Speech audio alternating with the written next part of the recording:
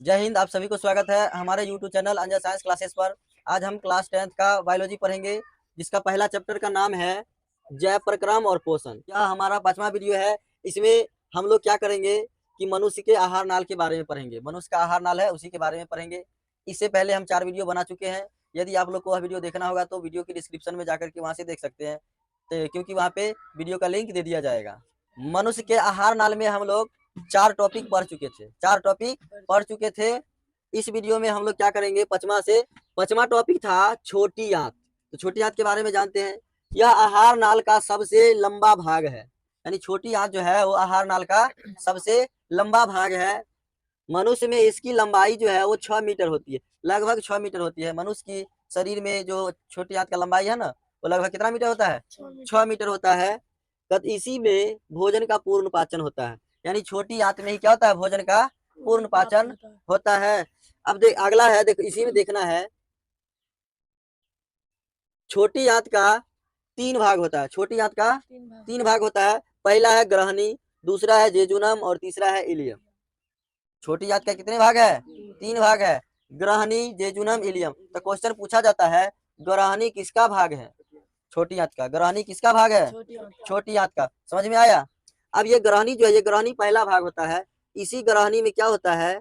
पित्त आता है। पित्त, पित्त जो निकलता है ना यकृत से, वो पित्त ग्रहणी में प्रवेश करता है। और अग्नाशय से जो एंजाइम निकलता है, अग्नाशयी रस, वो भी किसी में मिलता है? तो ग्रहणी में ही मिलता है, क्योंकि यही क्या है? ग्रहणी छोटी आंत का पहला भाग है। इसी में दोनों से एंजाइम, यानी पित्त, ये क्या कहते हैं इसको? यकृत। यकृत से, हाँ, यकृत से पित्त इसमें मिलता है। और ये छोटी आंत का 3 भाग है। ठीक है। इसमें एक क्वेश्चन पूछा जाता है, दीर्घरोम या विलाई किसको कहते हैं? दीर्घरोम या विलाई किसको कहते हैं? तो छोटी आंत के इलियम भाग में, इलियम भाग मतलब क्या? सबसे अंतिम वाला भाग। तो छोटी आंत के इलियम भाग में अंगुली के समान कई रचनाएं होती है, जिसे दीर्घरोम या विलाई कहते हैं। यानी छोटी आंत है ना, उसमें अंगुली के समान बहुत सारी रचनाएं होती है, जिसे हम लोग क्या कहते हैं? दीर्घरोम या विलाई कहते हैं। यह भोजन में उपस्थित पोषक तत्वों को अवशोषित करता है। यानी दीर्घरोम का काम क्या है? तो भोजन में जितना भी पोषक तत्व है उसको क्या करता है? ये अवशोषित करता है। इसी का अवशोषण करना उसका मेन काम है। समझ में आया? तो ये था छोटी आंत। अब छोटी आंत में क्या हो रहा है? इसमें 2 चीज आ रहा है, एक पित्त आ रहा है और एक अग्नाशय रस आ रहा है ना? अग्नाशय, नहीं लिखना नहीं है। देखो आहार नाल में कुछ अंग है जो भोजन के पाचन में बहुत मदद करता है। वो है यकृत। क्या है? यकृत को हम लोग लीवर भी कहते हैं। यानी शरीर में लीवर होता है ना, लीवर पूरे शरीर का मेन काम लीवर ही करता है। तो इसीलिए ये जो है शरीर की सबसे बड़ी ग्रंथि है। तो यकृत को शरीर की सबसे बड़ी ग्रंथि कहा जाता है, क्योंकि ये शरीर का सबसे बड़ी ग्रंथि है। इसका वजन जो है, भार लगभग 1.5 किलो का होता है। लगभग ये कितना किलो का होता है? 1.5 किलो का होता है। यकृत से पित्त रस का स्राव होता है। अब यकृत से जो है सो पित्त निकलता है। पित्त, पित्त समझती है? पित्त जो निकलता है, जैसे मछली यार में नहीं रहता है लीवर के अंदर, यानी करेजी के अंदर। करेजी को ही तो हम लोग लीवर कहते हैं। उसके अंदर एक थैला रहता है, थैला रहता है ना। तो देखो पित्त जो है, पित्त रस का स्राव होता है, जो पित्ताशय में जमा रहता है। पित्ताशय मतलब क्या? जो यकृत है, यकृत है ना, मान लो ये यकृत है, तो यकृत के नीचे एक थैला के समान रचना होती है। इसी को हम लोग क्या कहते हैं? पित्ताशय। तो पित्त बनता है और पित्ताशय में जमा रहता है। समझ में आया? इसी को हम लोग पित्ताशय कहते हैं। तो क्वेश्चन अगर पूछेगा पित्त कहाँ जमा रहता है? पित्ताशय में जमा रहता है। पित्त का स्राव कौन करता है? यकृत करता है। समझ में आया? अब पित्त जो है, पित्त, वो पित्त का प्रकृति यानी उसका नेचर क्या होता है, तो वो देखते हैं। पित्त जो है वो गाढ़ा एवं हरा रंग का क्षारीय द्रव होता है। पित्त क्या है? पित्त एक क्षारीय द्रव है, हाँ, जो हरा रंग का होता है। ये भोजन की अम्लीयता को दूर करता है। यानी भोजन में जो एसिड रहता है, जो अम्ल रहता है, उसको ये क्या करता है? समाप्त कर देता है, दूर कर देता है। समझ में आया? तो ये पित्त का काम हो गया। तो क्वेश्चन पूछेगा पित्त का काम क्या है, तो क्या बताना है कि यह भोजन की अम्लीयता को दूर कर देता है। कोई दिक्कत? अब देखो अगला है, अगला टॉपिक है इसका अगन्यास है। इसको इंग्लिश में पैनक्रियाज बोलते हैं। इंग्लिश में पैनक्रियाज। यह मानव शरीर में पीले रंग के ग्रंथि होती है। यानी मानव के शरीर में जो है ये पीला रंग का एक ग्रंथि होता है। पीला रंग का एक ग्रंथि पाई जाती है, जिसे हम लोग क्या कहते हैं? अगन्याशय कहते हैं। ठीक है। इससे 3 तरह के अगन्याशय रस का स्राव होता है। अब अग्नाशय से 3 तरह का अग्नाशय रस का स्राव होता है, जिसे हम लोग पूर्ण पाचक एंजाइम भी कहते हैं।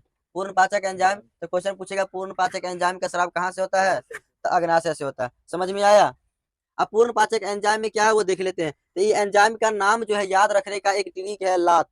एंजाइम का नाम याद रखने का क्या तरीका है, ये ट्रिक है, लात से याद रहेगा, लात। समझ में आया। अब लात में देखो एल से लाइपेज होता है, एल से क्या, लाइपेज। लाइपेज जो है वो वसा को पचाता है, किसको पचाता है, तो वसा को पचाता है।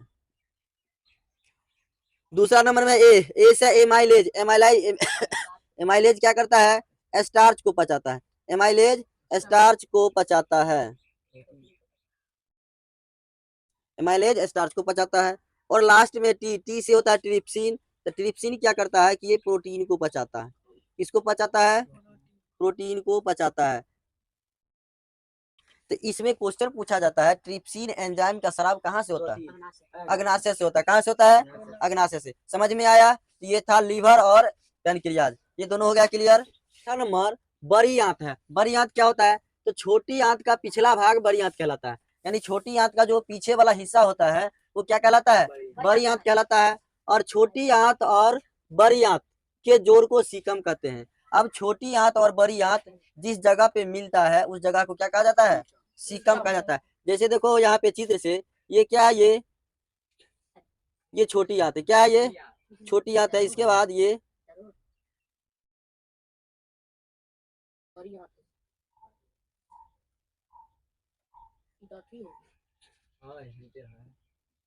क्या है, ये बड़ी आंत है।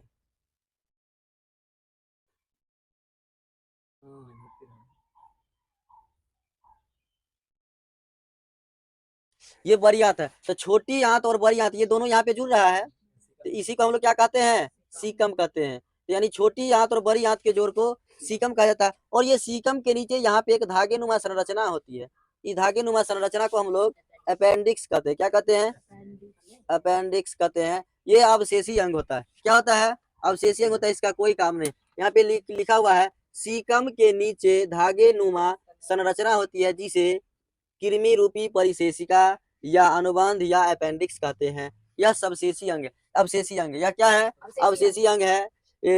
इसमें 3 तरह से पूछा जाता है क्वेश्चन, कभी पूछ देगा कृमि रूपी परिशेषिका, कभी पूछ देगा अनुबंध या अपेंडिक्स। तो ज्यादातर तो अपेंडिक्स रहता है, लेकिन इसका तीनों नाम, ठीक है, तो समझ जाना है। क्वेश्चन आता है कि अवशेषी अंग कौन है, उसमें लिखल रहेगा सब, एगो अपेंडिक्सो रहेगा, ठीक है। हाँ ठीक लगा, क्या जाना इनमें से सभी। चल हो गया। तो अपेंडिक्स जो है ये अवशेषी अंग है, यानी शरीर में इसका कोई काम नहीं होता, ये है ना अपेंडिक्स, इसका कोई काम नहीं है। अब देखो यहाँ पे बड़ी आंत को कोलोन भी कहा जाता है, यानी बड़ी आंत का जो भाग है उसको हम लोग कोलोन के नाम से भी जानते हैं। किस नाम से, कोलोन के नाम से। और कोलोन 3 भागों में विभक्त होता है, ये कोलोन है ना, कोलोन ये 3 भागों में बटा हुआ है। नीचे से ऊपर जा रहा है तो इसको ऊपरी गामी कहते हैं, क्या कहते हैं, ऊपरी गामी कोलोन, ऊपरी गामी कोलोन। उसके बाद ये ऐसे है क्षैतिज है तो इसको हम लोग अनुप्रस्थ कहते हैं, क्या कहते हैं, अनुप्रस्थ कोलोन। और ऊपर से नीचे आ रहा है तो इसको अधोगामी कोलोन कहते हैं, क्या कहते हैं, अधोगामी। समझ में आया कि नहीं आया, ये 3। और यहाँ पे क्या है, इसका पिछला भाग है यहाँ पे, इसको हम लोग रेक्टम कहते हैं, क्या कहते हैं, रेक्टम कहते हैं। तो यहाँ पे लिखा हुआ है बड़ी यानी कोलोन 3 भागों में विभक्त होता है। पहला नंबर में ऊपरी गामी कोलोन, दूसरा नंबर में है अनुप्रस्थ कोलोन, और तीसरा नंबर में है अधोगामी कोलोन। और यहाँ पे लास्ट है, ये बड़ी आंत का काम क्या होता है, तो ये जल को अवशोषित करता है। जो हम लोग भोजन करते हैं, भोजन में जो जल रहता है उसको कौन अवशोषित करता है, तो बड़ी आंत करता है। तो लिखा है बड़ी आंत केवल जल का अवशोषण, बड़ी आंत में केवल जल का अवशोषण होता है, बड़ी आंत में केवल जल का अवशोषण होता है। कोई दिक्कत इसमें। लास्ट टॉपिक था आहार नाल का, लास्ट टॉपिक क्या था, मलाशय या रेक्टम। अब ये मलाशय या रेक्टम जो है ये बड़ी आंत के पिछला भाग होता है, यानी बड़ी आंत के पिछला भाग को रेक्टम कहते हैं। बड़ी आंत है ना, बड़ी आंत के पिछले भाग को रेक्टम कहते हैं। भोजन अपच के रूप में रेक्टम में ही संचित रहता है, यानी भोजन जो है, भोजन जो नहीं पचता है और जो बच जाता है वो बचने के बाद कहाँ जमा रहता है, तो रेक्टम में रहता है। कहाँ रहता है, रेक्टम में जमा रहता है। अब ये रेक्टम में जब जमा रहता है तो यहीं से क्या होता है, समय समय पर मल द्वार के रास्ते बाहर कर दिया जाता है, यानी मल द्वार, ये क्या है, ये रेक्टम है, ये क्या है, रेक्टम है, इसी में क्या रहता है, अपच जमा रहता है, और यहाँ पे ये है रेक्टम है, मलद्वार इसको बोलते हैं, क्या बोलते हैं, मलद्वार। तो यहीं से क्या होता है, समय समय पे ये अपच को बाहर कर दिया जाता है। समझ में आया। तो एक क्वेश्चन यहाँ पर पूछा जाता है, अपच के उपचार के लिए किसका उपयोग किया जाता है, तो प्रति अम्ल या एंटासिड, याद रहेगा, प्रति अम्ल या एंटासिड का उपयोग किया जाता है अपच के उपचार में। तो यही तक था हमारा चैप्टर समाप्त हो